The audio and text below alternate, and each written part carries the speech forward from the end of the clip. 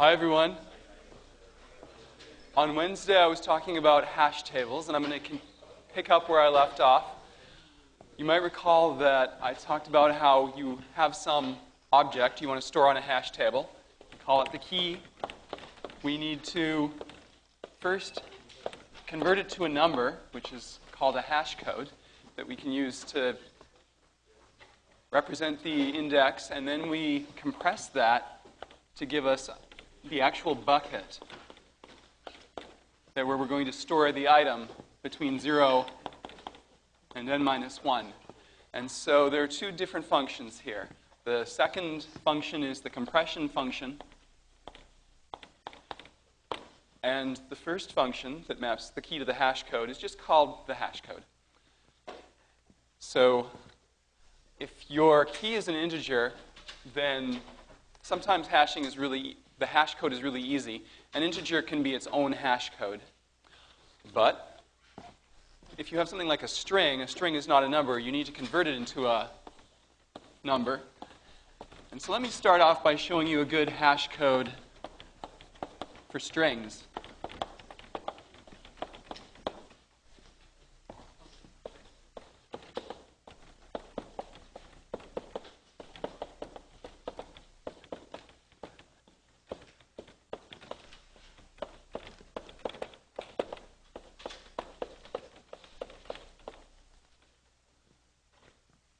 So we're going to take in a string called key.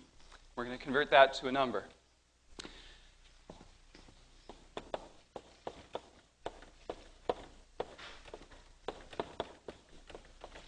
So I want to return a hash code, which I'll store in hash val. And there's several things I want out of this hash code. I want to make sure that if I choose two different words, even if they're similar to each other, it's very likely that they will hash to different different numbers. Because I don't want to have collisions, I will often use words or strings that are very similar to each other in a lot of applications. And I want to make sure they don't wind up in the same bucket, or at least that the probability of that is low. So what I'm going to use as my strategy here is I'm going to treat the string as if it were a base 127 number, and then just convert it to an internal int in base 127. But I'm going to do one extra thing, which is, well, first of all, if it's a long string, then the base 127 number won't even fit into hash val, which is just an int and just has 32 bits. And the other thing is that I like a hash code to mix up the bits. Since there's going to have to be some conflicts, I want to mix up the bits in a complicated way that reduces the likelihood that two similar keys will hash to the same item. And for that, taking the integer modulo a prime works rather well. So having said that, here's my hash code. I'm going to go through all the characters in the string.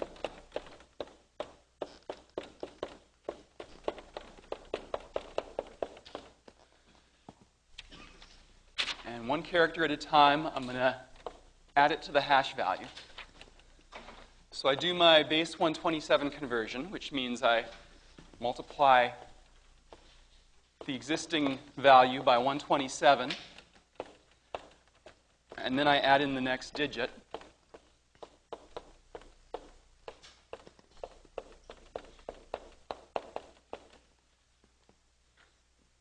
Charat is a method that's defined on all strings, and it looks up the character at position I and returns it.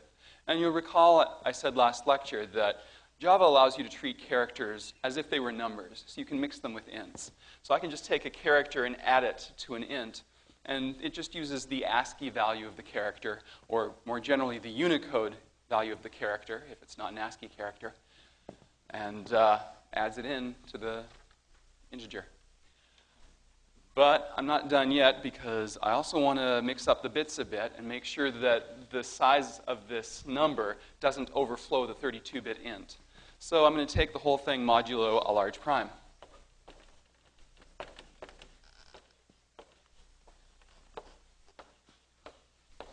It's large enough that I'll get lots and lots of different hash codes, but it's not so large that it will let hash val ever overflow the 32-bit integer. So that's why I picked that particular prime. And then I just do that once for each character and return the mash that I get in the end.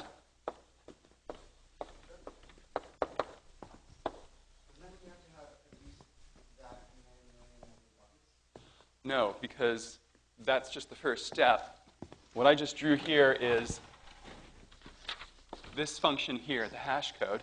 And then after this, then we'll apply the compression function as usual, which I talked about a good compression function at the end of the last lecture. So we'll just use that one. And that'll map us down to any number of buckets we want. And big N, the number of buckets, doesn't even have to be a prime number, because,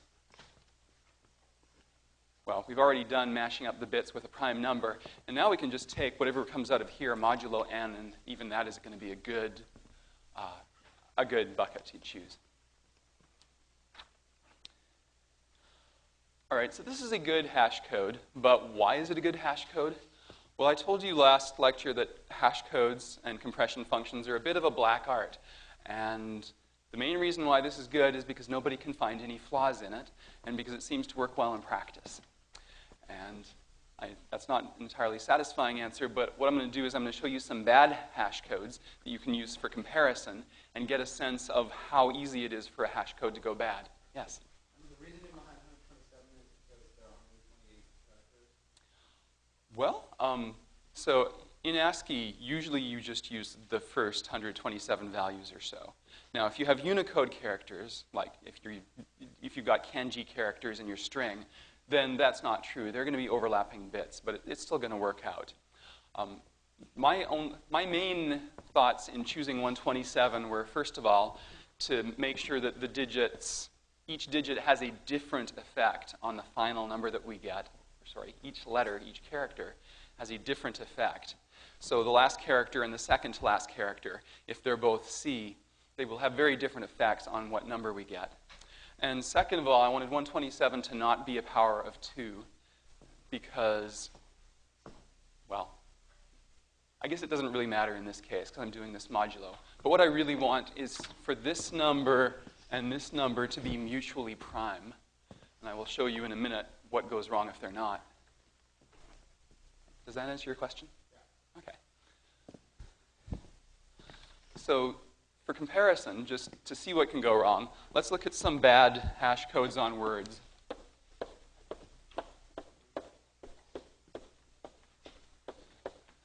So these are bad hash codes on strings, but they're particularly bad if those strings happen to be English words, or words in probably any language, and I'll show you why.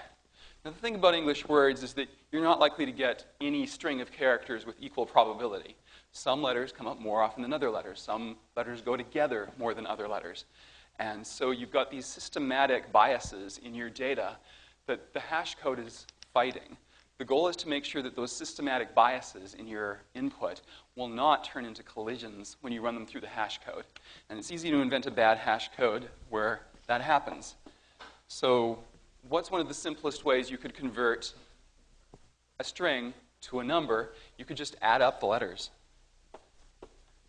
So I could convert all the characters to ASCII or Unicode or whatever and add them all up.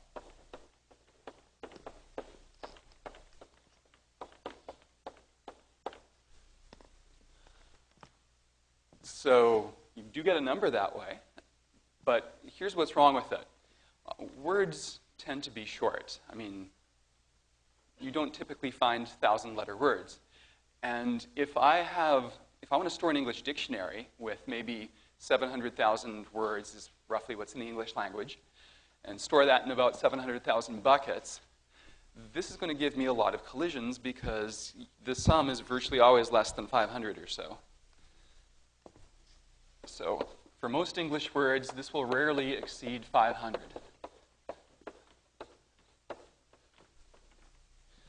So no matter what your compression function is, you're going to wind up with 700,000 words all bunched up in about 500 buckets.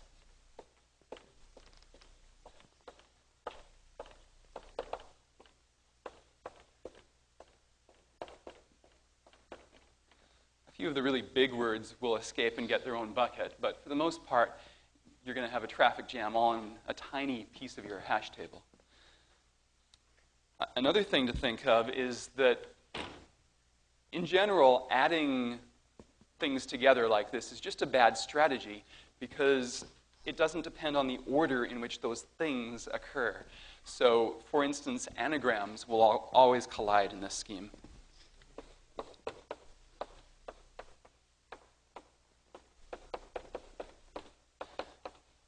And it's very common in English or any language to have lots of words that have the same letters.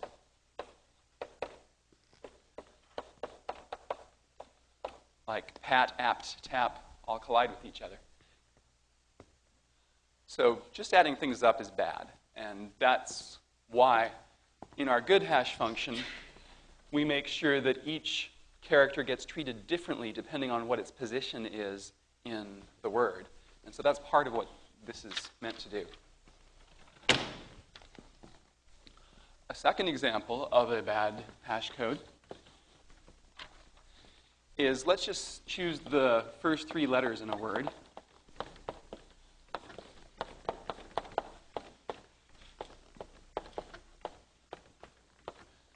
And then we don't even need a compression function if we use 26 cubed buckets.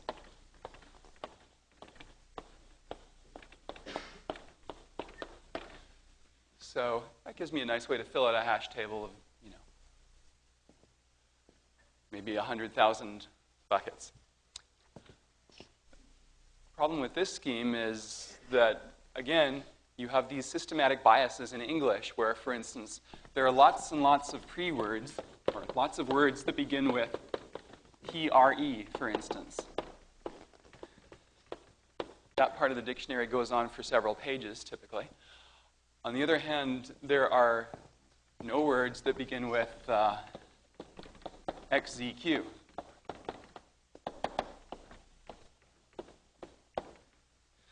So just because of the systematic biases in the English language, this is not going to work out well at all. You're going to have lots of collisions again. And you're not going to come anywhere close to our ideal of having a nice, even distribution of keys through the buckets and every word pretending that it's hashed to a random bucket. As a third example of a bad hash function, suppose that we take our good hash function right there and we just change the prime modulus.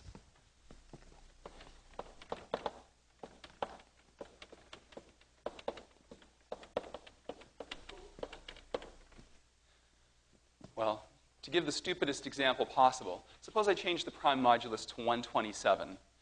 What goes wrong there? Well, basically I'm taking a number, hash val, I'm multiplying it by 127, I'm adding a new letter, and then I'm taking it modulus 127. So what happens then? The hash val just disappears. This part's gone. All that's left in the end is the last character of the word.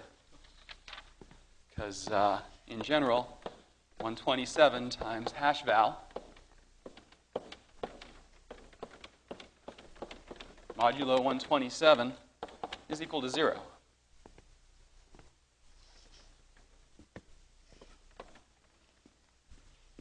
Now, that's the most obvious blundering example you can make, but there are more subtle examples you could make where maybe this isn't 127, but you choose this number and this number so that they're not relatively prime.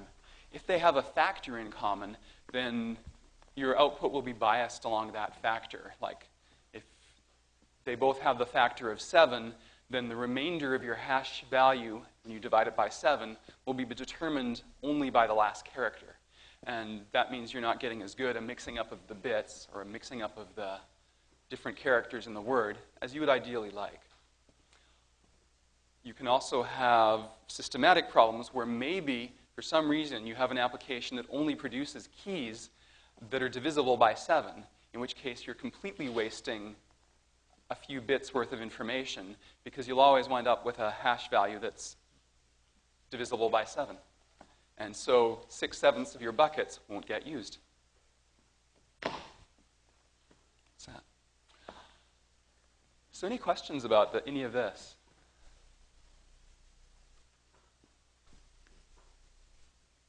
Yeah. Well, if they're not relatively prime, like suppose these two numbers have a common factor. Let's suppose that common factor is x. Then the hash value you get in the end is going to be of the form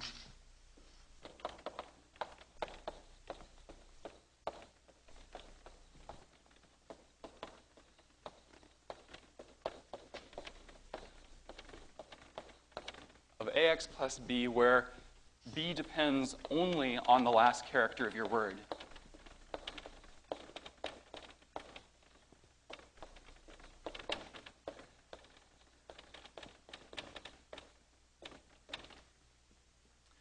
And so what that means is that the last character of the word is going to have more influence on what this number is than any of the other characters. And that tends to magnify the bias of, well, some characters appear a lot more than others. E appears as the last character of a lot of words. Q appears as the last character of very few words. And so that bias gets magnified, and that increases the probability that you'll have two words collide.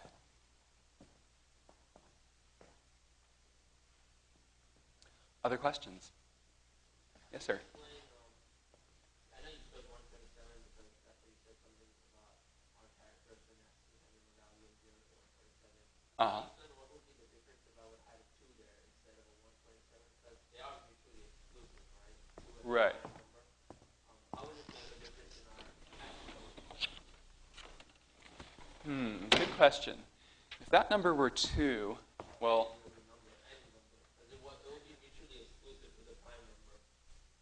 right. Okay. Well, so the number you pick here, I don't think it's a good idea to make it too small because you come back to this problem again.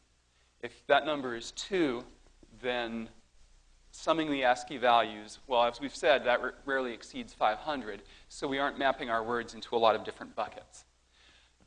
The same problem occurs if this number is 2 or 3 or 4 or 5. I mean, we get more than 500 buckets now. Maybe we get 1,000, but we're still not using all of our buckets. And even if you do make this number big enough that we are using all of our buckets, maybe we're not spreading out, maybe we're not approaching uniform probability distribution yet. So you do want this number to be on the big side, and that's the main thing I'm concerned about. If this number is, say, 127 or bigger, if you pick a bigger prime, maybe in the thousands or 10,000s, as long as it's mutually prime with this, then it'll still be a good hash code. So pick any prime you want for that number, just don't make it too small.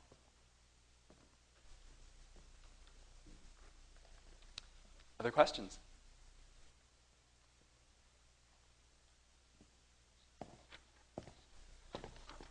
So once again, the reason this is a good hash code is just because we can't find any flaws in it, and it works well in practice, and it doesn't, we can't, all the obvious flaws that afflict most of the hash codes you would think of first don't show up in that one. But it is still a black art, and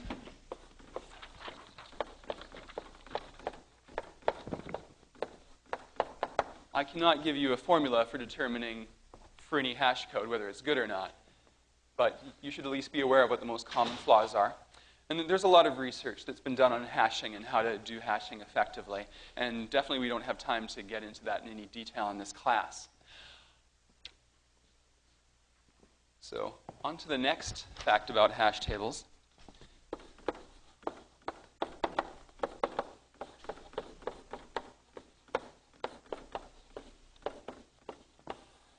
So one of the nuisances of hash tables is that their performance depends on the load factor. Maybe you have an application and at first you think you're going to get 1,000 items stored in your hash table. So you create a hash table with 1,000 buckets or so. And now all of a sudden your application starts running, and oops, it looks like you estimated wrong. There's going to be 1 million items you have to store in the hash table, not 1,000. So you're going to have 1,000 items on average in every bucket, and you're going to have a really slow hash table unless you do something. And so the something we do is when we discover that we're going to get more items than we had anticipated, we resize the hash table. So if the load factor, which you'll recall is little n over big N, where little n is the number of entries we are storing, and big N is the number of buckets we have to store them in. If that gets too big, then we lose constant time performance. So let's fix it. What we're going to do is we're going to have a strategy where we have a certain load factor target, and if we go over it, we fix it by enlarging the hash table. So let's do it when the load factor exceeds some constant, some small constant. I'll call that little c, and typically c might be 0.75. You could go a little bigger than that as long as you're using chaining. There's more than one way to deal with collisions in hash tables. There's another strategy I did not tell you about and won't be lecturing on called probing, but it is discussed in Goodrich and Thomasia if you want to know about it. You definitely don't want to go bigger than this for load factor if you're using probing. If you're using chaining, you can go a little bigger than that, but you want to prevent it from going above 1 or 2 or so. And so as soon as you insert the item that puts you over the threshold, we're going to allocate a whole new array to hold our hash table.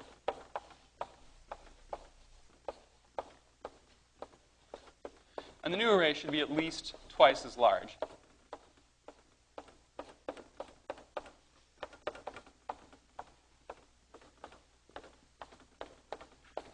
As the old hash table. So we're about doubling the number of buckets here.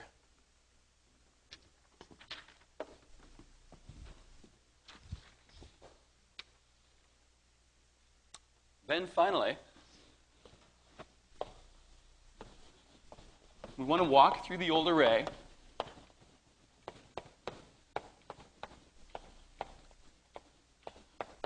find all the entries that it stores, and rehash them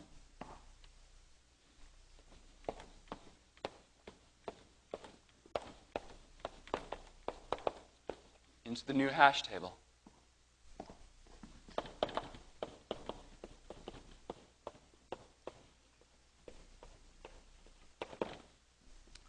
Now, let me give you a little warning here.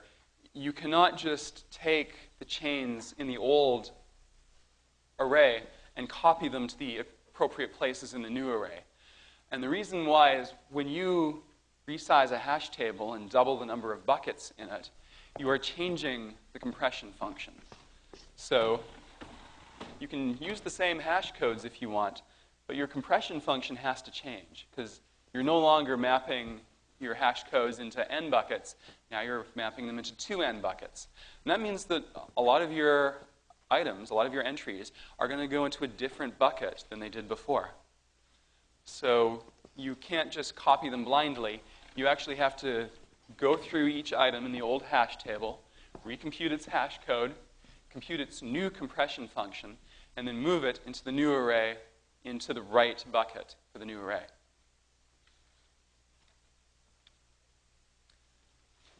Any questions about that?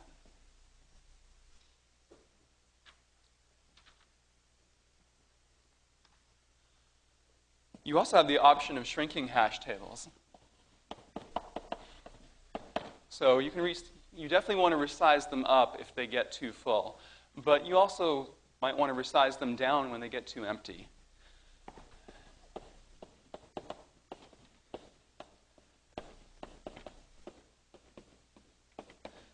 For instance, you might do this when the load factor drops below 1/4.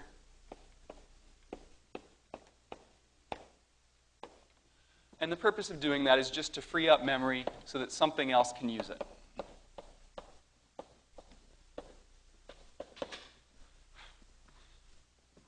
This might not be worth the trouble if you have just a program that runs quickly, does one big computation, and then quits. But if you have a program that's designed to be left up, like a peer-to-peer networking program or a music playing program, then you don't want your program to be taking up memory that it doesn't have to, because the person's going to be using their computer to run other applications at the same time. So this gives you one way to free up memory when you suddenly realize you're not needing it anymore.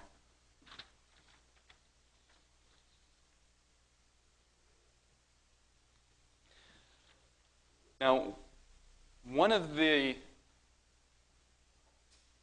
there's the question of performance. Normally, hash table operations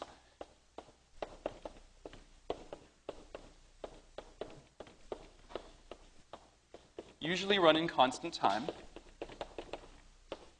on average.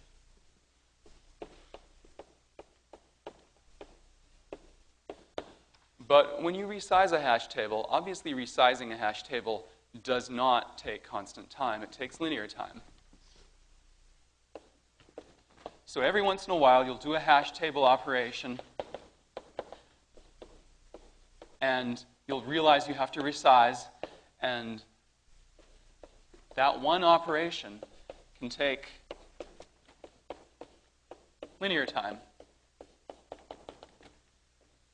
And so you might ask, is this ruining the performance of my hash table? And the answer is not really, because this is only going to happen about one time in n. So sure, you have to put up with one slow operation, but then you don't have to do that slow operation again for a long time. For a big long time after that, each hash table operation is going to take constant time again. And so you can amortize the cost of this resizing over lots and lots of operations. And so you get fast performance overall. And there is a formal mathematical way of studying that called amortized analysis. And we're going to learn that late this semester. I'm not going to discuss it anymore, but the quicken message is that the hash table operations still take constant time on average.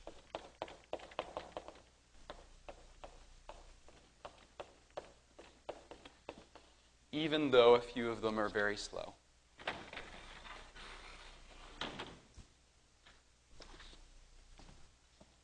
Questions about that?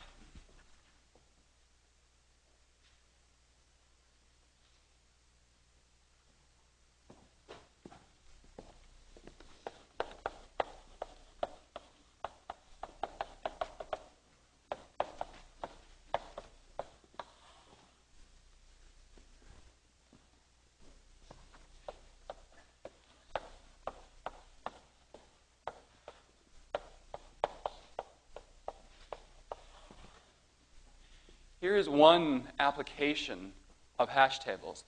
One of the inefficiencies of game tree search is that it's possible to reach the same board through two different directions. Like, coming back to tic-tac-toe, I could start like this and add an X here, and the opponent adds an O here, and then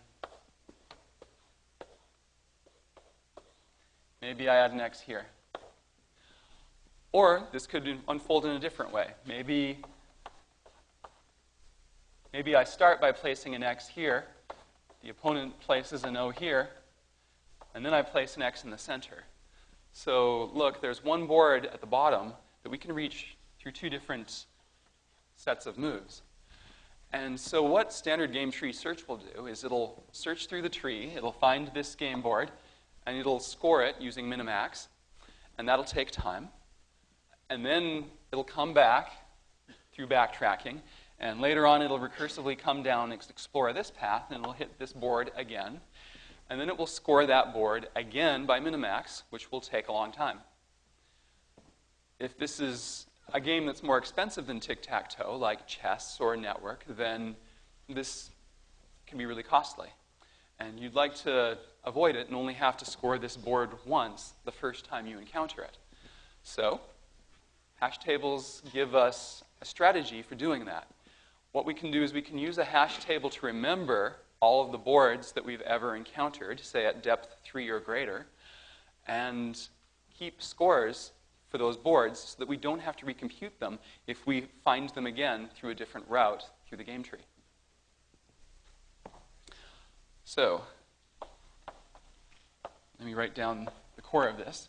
Some grids can be reached through many different sequences of moves.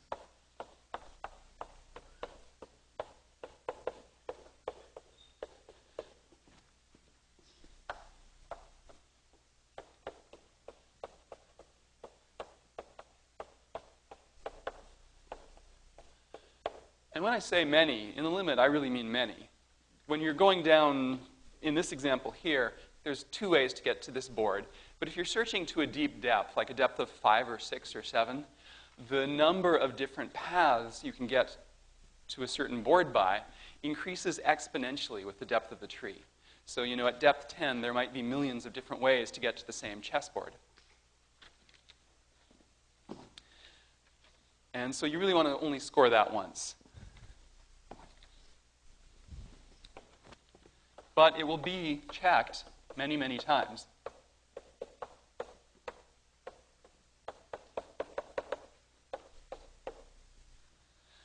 So what we're going to do is we're going to maintain a hash table of previously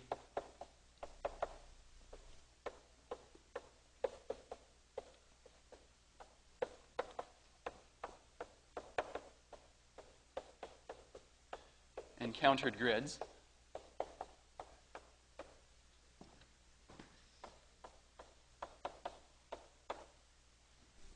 Now, you don't necessarily want to store all of the grids in this hash table.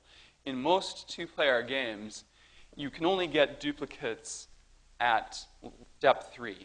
Somebody has to make at least 2 moves before you're going to be able to get to the same board in 2 different ways.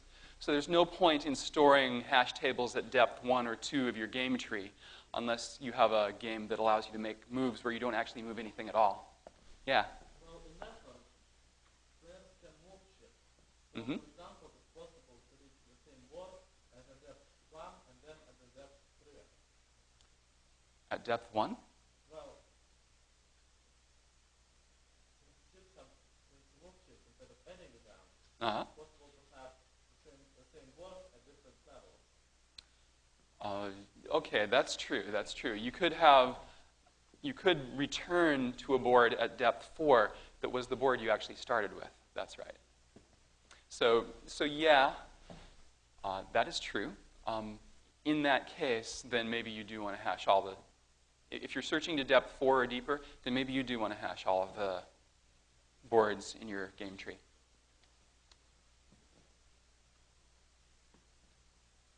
But only when you get to the step moves.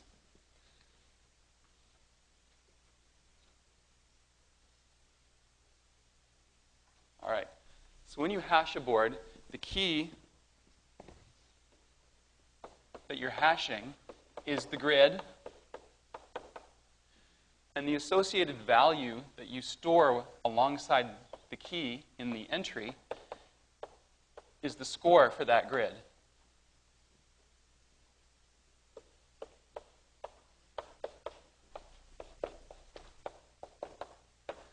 So dictionaries aren't just used to store words in their English language definitions. They can also be used for all kinds of things, this being just one example, where now you treat a game board as the key, and the definition suddenly is now the score for that game board. So to make this work out, then, your minimax algorithm has to take advantage of and use that game tree. So the minimax algorithm, now whenever it visits a game board, or at least visits a game board at the right depth that it might be useful, it checks if each grid it visits is in the table. And if the answer is yes, that grid's in the table, then you just return the score that's in the table, and you save a lot of time on not having to do minimax again from that game board. But if the answer is no, then first of all, you evaluate the score as usual by running minimax recursively, or by using your evaluation function if you've bottomed out.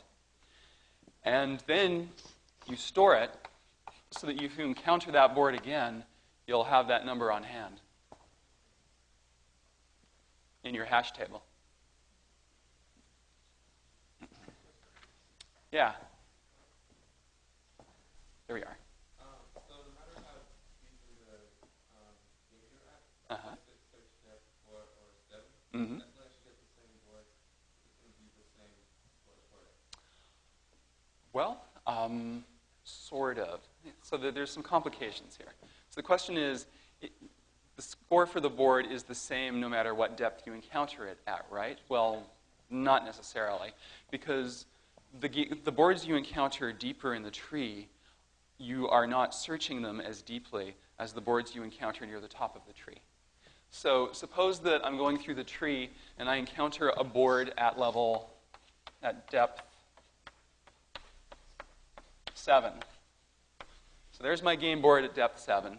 And maybe I only have time to search 7 levels deep, which actually means I have a lot of time, but you got to bottom out somewhere. So I just apply my evaluation function, and I get a quick and dirty evaluation of that game board, and I store it in my hash table. Now maybe later on I encounter that same board at depth 3. If I encounter it at depth 3, I probably don't want to use the value I took at depth 7. I probably want to actually run minimax down 4 more levels and get a better estimate of the board, because the estimate I calculated at level 7 just isn't accurate enough for level 3. But if it happens the other way around, if I encounter this one first and then I encounter this one later, that's a really good thing, because that means I get a really good depth, evaluation of the board, and I get to use it way down deep in the tree, so it's kind of like getting extra accuracy for free. Yeah? So let's say you have a set search depth. You cannot evaluate your board past that depth. You can do whatever you want. So if you have a set search depth in the project, then we require you to search to at least that depth.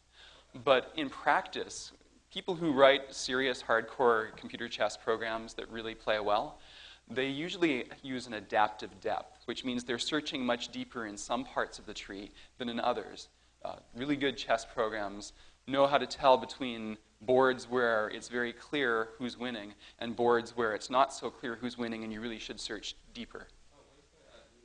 Depth, so Yeah. higher depth and then deeper in depth. Well, yeah. So if I call your machine player constructor and say depth 3, then that machine player had better be searching to at least depth 3. If it's searching to depth 4, I'm not going to know the difference, right? Maybe I'll just think you have a really good evaluation function.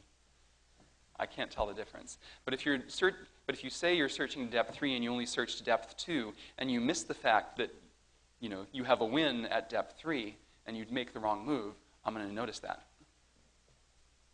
Yes? When you search the tree and you don't get all the way to the bottom, Uh-huh. do you know the value of that board if you don't search further and find out if it's a win or not? What was the question? Say you are searching down the tree Uh-huh. and say you search down 3, select the one at 3, right? Right? That doesn't end the game for either player. It's then how would you know if that board has a value of -1, 0, or 1? How do you know what value this has? You just keep searching deeper. If you only search the 3, you don't search any further. Uh. Will it In this case, we use an evaluation function, which guesses what the number should be. Yeah. So, and that's part of your project too. Yes.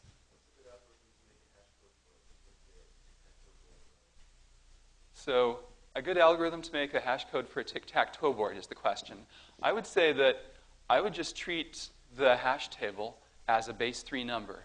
Like, for instance, you could use 0, an empty square I would encode maybe as 0, An X I might encode as 1, and an O I might encode as the digit 2. So that means each square is one of 3 digits, 0, 1, or 2. And since I have 9 squares, now I just concatenate those squares together into a number.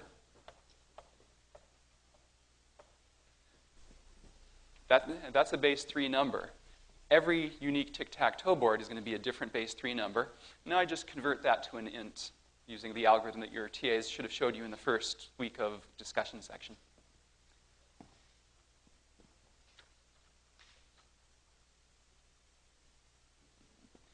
Other questions? Okay, there's one last detail that you should keep in mind, which is after you make a move, you should empty the table and start fresh, probably.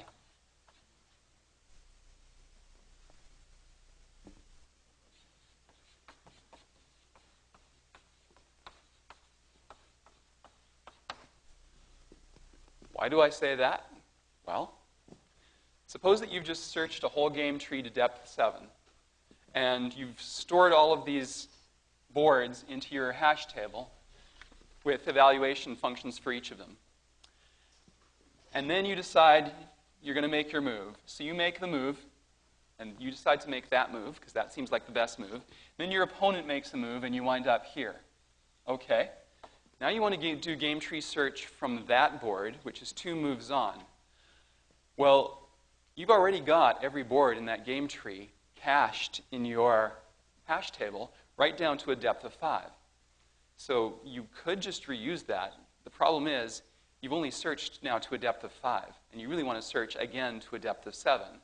So all of those numbers that you've got stored for all of the boards in this game tree are basically obsolete because you didn't search deep enough. Now, if you're clever, you might come up with some clever way of reusing them, but I would advise that you probably should just empty out your hash table and redo all of these boards to a depth 2 deeper so that you have more accurate numbers for them.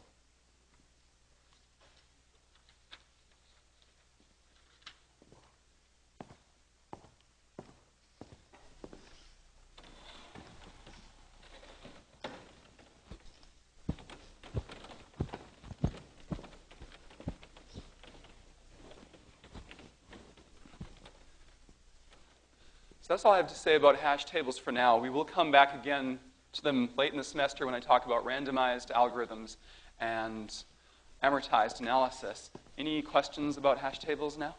Well, I have a question about the project. Uh-huh. We have a 5-second time limit. Uh-huh. We learned earlier in the year that Java garbage collects kind of randomly. Uh-huh. Garbage collection is slow. So if it just so happens that garbage collection happens during our 5-second limit, that could potentially bump us over 5 seconds, even though it's not our fault. Garbage collection. I think it's not all that likely to be an issue. It never has been before. Okay.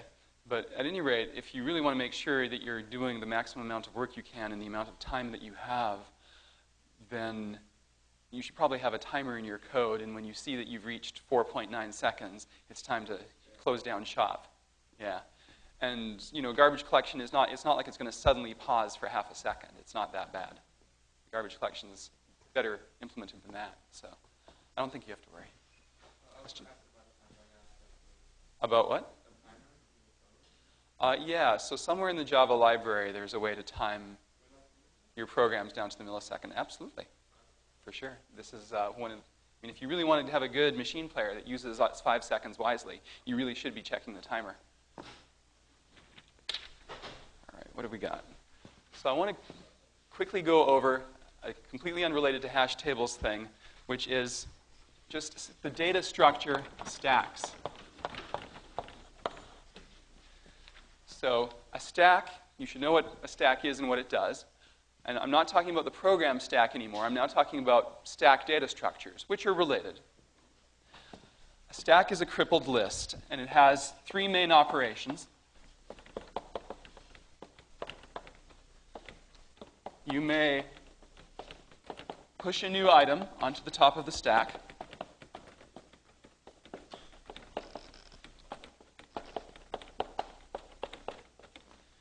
You may pop an an item off the top of a stack.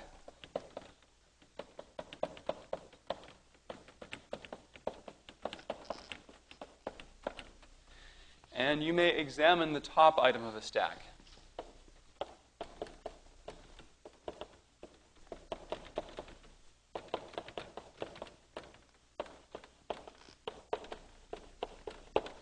And yes, the methods that you call are called push, pop, and top. And here's sort of how they look like. We call them a stack because we like to imagine a stack of dishes in a cafeteria is kind of the standard metaphor. And then if I pop the top item off, two things happen. The stack changes so that the top item isn't there, and pop itself has a return value. It tells me what the top item is that I just removed, so I can do something with it. Likewise, I can push dishes onto the stack anytime I want. And I can query the top item on the stack without actually changing the stack if I want as well.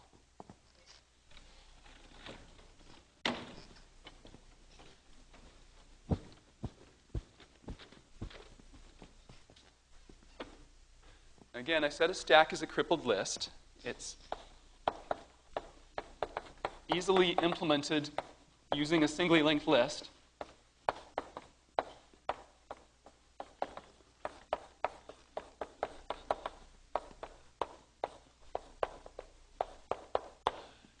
And if your implementation is not totally stupid, then the push, pop, and top operations will all take constant time.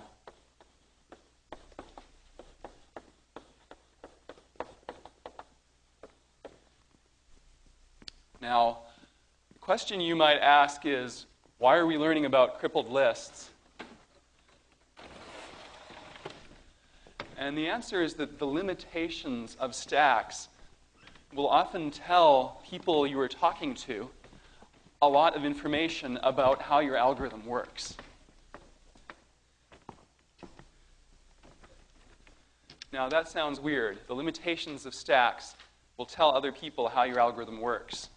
Well, let me show you how that works with a very simple sample application where what we want to do is match parentheses.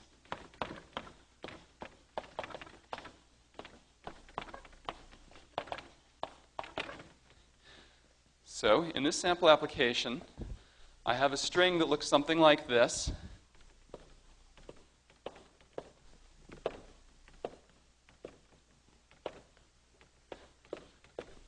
And I want to ask if those parentheses are all matched up correctly.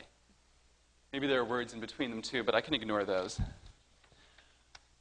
In this case, they are matched up correctly if I drew it right. And so here's my algorithm. Scan through the string, character by character. And when you encounter a lefty, which means either left brace, left bracket, or left parenthesis, then what you do is you push it onto the stack.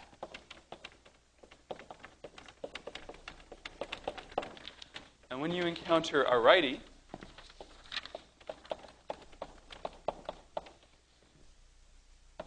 you pop its counterpart off the top of the stack and check that they match.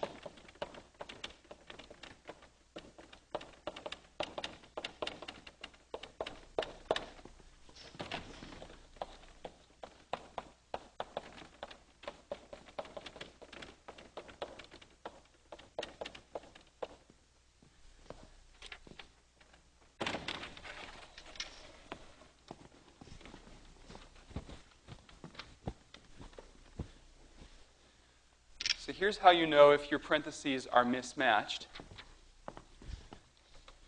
Well, if you pop one off the stack and check that it matches and it doesn't match, so you have a mismatch, or you have an exception because you try to pop something off a stack that's empty, or if you get to the end of the string, you're all done, and the stack isn't empty,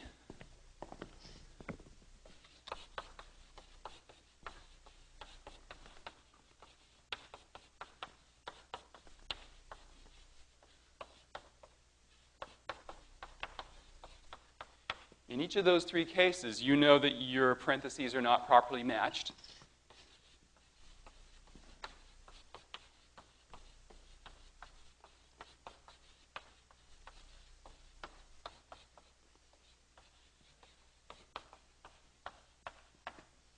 Otherwise, they are. So, now coming back to the language of computer science, if you say to someone who's an experienced computer scientist, oh, well, I have an algorithm that checks that the parentheses matched. It uses a list. They'll say, huh? And you'll say, oh, well, it uses a stack. And they'll say, oh, okay. They'll just understand, you know. So saying that you're using a stack really does convey a lot of information because of the limitations of a stack about how your algorithm works. Any questions?